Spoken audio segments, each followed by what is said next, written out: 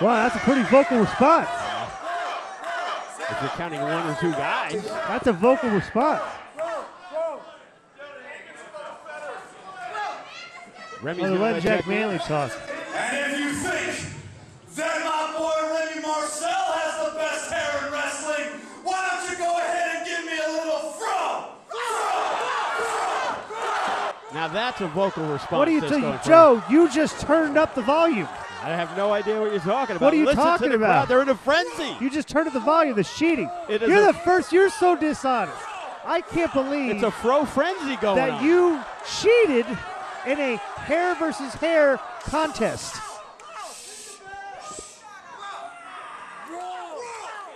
We may have to go to a commercial break and come back. They're saying, bro. Look at this. We have a hair versus hair chicken fight. So far, If you're Remy's 1-0. Who would change the channel right now, Joe? Have you ever seen this before? They're messing up each other's hair. Oh, there we go. And now we'll get the start of the match, hopefully. Wow, Joe, this is just some crazy action here. Well, if you want to call it that, FSW, have you ever seen anything like this before? Well, I have not, but it seems like Robbie E, Ecee, and Johnny Ferrari are 0 for 2. I wonder what the fan forums are saying right now about this episode of FSW this week so far. You know, if this was 2 out of 3 falls, the match would be over before they wrestled. Well, maybe it just goes to show you that if you book Johnny Ferrari and it's given a significant amount of time to work with here, what happens to your show, Joe? It could go downhill. I really like Robbie E. Let me tell you something about this kid. You know, he's really making a name for himself here in Vegas. You know why? You know how you make your name for yourself in Vegas? How's that? Is when the strippers find out they can wrestle and they ask you if you know Robbie E. There you go. That's how you know you're making a name in Vegas. What is Robbie E doing? I don't know. Kind of bizarre right there. Well, they're having like a grand old time here so far. And right now, the Bro Man and EC3. I guess the Whirlwind gentlemen, the two of the bigger schmucks and lucky wrestlers here in FSW. They're pretty much humiliated these guys the entire match. Unbelievable. The entire segment. Boy, it just goes to show, just for future reference, Joe, okay? Let's not try to have a wrestling segment that involves Johnny Ferrari and the Whirlwind gentlemen in the same segment at the same time. Because this right so far has been, with the exception of the Doomsday Carnival segments, this has been one of the more regrettable segments so far at FSW. Would you agree with that? I would say it more had to do with the Johnny Ferrari part. Okay, well, so you're blaming Johnny Ferrari. 150%. Well, let me tell you something. I honestly think that Remy Marcel and Jack Manley have a lot to do with it, too, because certainly EC3, who flew all the way in here from TNA, certainly had nothing to do with it, because this guy's a big star. You know, obviously. You know, the big TNA star having problems with the tag team champions here in FSW. Well, there you go. Well, I'll be honest with you, Joe. I've never really considered TNA, the stars of TNA, to be on that much of a higher pedestal than the wrestlers here in FSW. You know, I'll be honest with you. On equal ground. I'll be honest with you. I'm a big fan of EC3. I think he's done some good stuff while he's been in TNA, and he hasn't been there for a very long time. Oh, look at that. See, I like that. If Remy Marcel is going to use that stupid fro and not cut that nappy hair, you might as well use it against him. You know, you can't blame the guy for taking advantage of a situation, but look at this. Here comes Jack Manley sliding in from behind. Nice suplex. Did they make a clean tag there? Did I miss something? They did right there. Well, that's not a clean tag because Remy wasn't in the corner. Ooh, that had to hurt. And almost a 2 count, but EC3.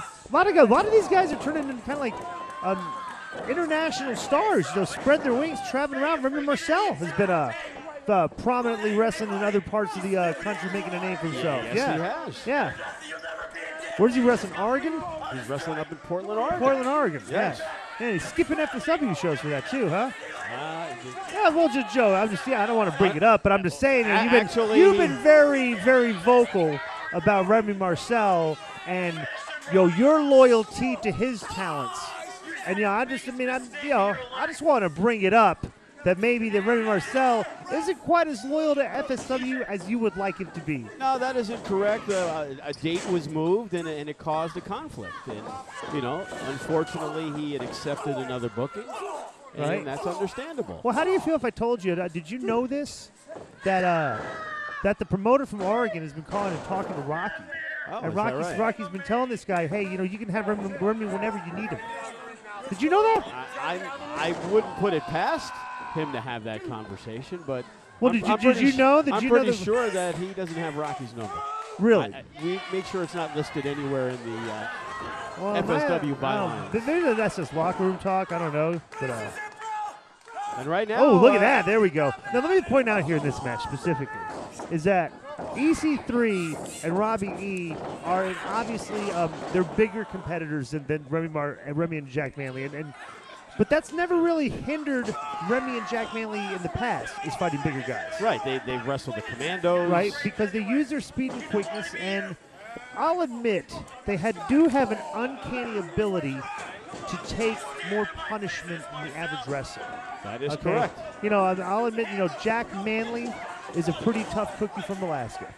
You know, yes, Remy sir. Marcel kind of maybe takes that energy that Jack Manley has, you know, the toughness and stuff. Because I never really considered Remy Marcel a tough guy. Right. You know, I mean, I've been in the ring with him. He's not particularly strong. He's not particularly talented. He's you know, I'm pretty much par for the course. He's very lucky. You know, most of what he's done is very flukish. Luck is, you know, luck usually expires, as you know, playing poker. Right. Back to the poker. That luck.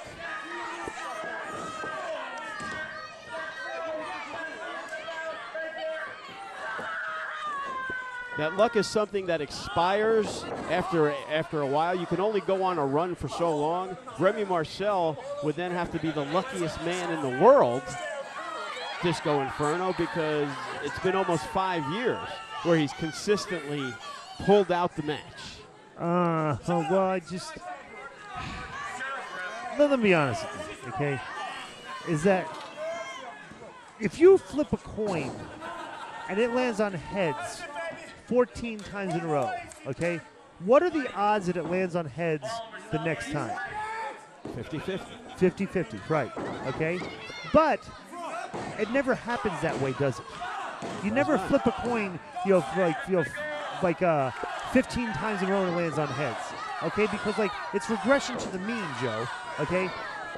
What Remy Marcel has done in professional wrestling is an outlier. We call it an outlier. You know, I'm a metrics guy. You know, I'm good with numbers and everything. You know, what Remy Marcel has done is on the extreme end of the bell curve. You know, he's arguably the luckiest professional wrestler that I've ever come across. Well, then I guess, as a lot of people say in poker, they'd rather be lucky than good. Well, that's the but also people say you know, that poker is not a game of skill. So if you want to compare Remy Marcel to a poker game, that's absolutely 1,000% correct. Joe, let me tell you something. Because if online poker was a game of skill, I'd be a millionaire. Yeah, and right. I can't even win a sit and go Disco Inferno. Joe, that's because you don't know what you're doing. I get flopped 3 queens and I lose to Jack 3 offsuit. Well, that's how does that happen? happen? You don't know how to play them. Obviously not. You flop 3 queens but 1 diamond, and you flop against Jack 3 diamonds, and you check it down. It was offsuit. You check it down, and it lands on the 5 diamonds. You lose. Yeah, obviously. And look at this. It looks like you know, the perfect example. Remy Marcel's in a poker game. He's Jack 3 offsuit. You know. And here comes the ace of spades, Jack Manley. Oh, what, he just ran right by Robbie. Oh, big clothesline. Jack Manley on fire now. Look at this tough cookie from Alaska's going at it.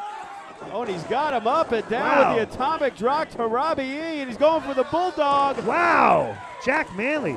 And Robbie E doesn't know what hit him. 2. Oh, the big save. You know, I've never made a secret, Joe. Never made it a secret.